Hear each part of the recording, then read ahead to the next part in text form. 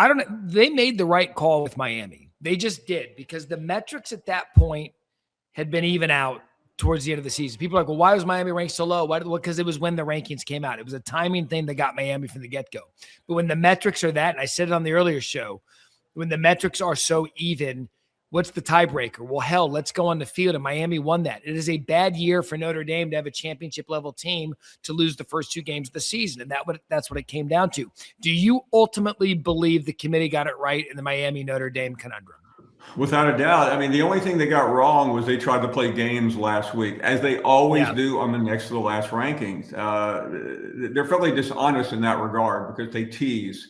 Clearly, they were trying to protect Alabama. They must have felt that those people in the room, by blowing up Alabama, would have just sent a message that nobody really wants to deal with, and we'll deal with it for another day, the conference championship games.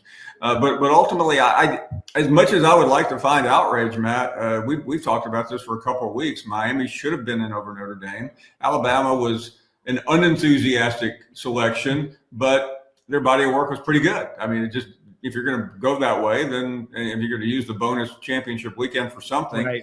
I think ultimately the reason why we're not going to deal with that is because there's so many other issues in college football. But on a day like today, these things look like real issues.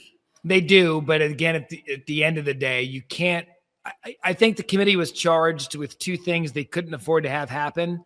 Number one, you can't punish a team for playing in a conference championship. I know BYU was saying, "What about us?" But they weren't ranked high enough anyway to feel concerned or feel safe. And 2, you couldn't not make head-to-head a thing. And by that standard, by them not punishing Alabama and by them not punishing Miami, you could argue they got it right. Again, people are yelling about Tulane and JMU. That was never, ever, ever, ever going to change.